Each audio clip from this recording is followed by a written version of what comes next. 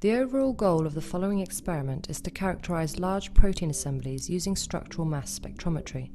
This is achieved by preparing gold-plated capillaries for nanoflow electrospray ionization. As a second step, the sample is prepared and the mass spectrometer is calibrated for high mass measurements.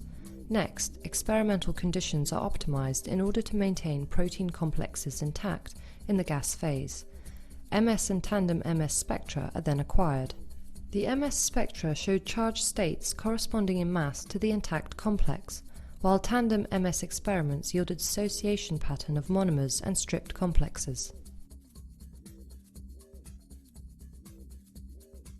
Hi, I'm Noam Kirshenbaum from the laboratory of Michal Sharon in the Weizmann Institute of Science.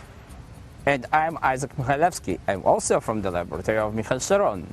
Today we would like to show you the basic procedure for analyzing large protein complexes by applying structural mass spectrometry.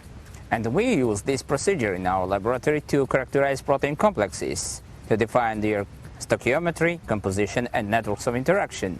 So let's get started.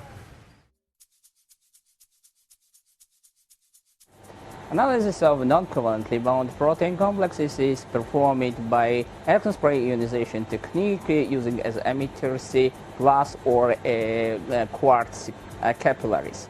These capillaries can be pulled to fine tips of about 1 micron diameters and then coated by conducting material like gold.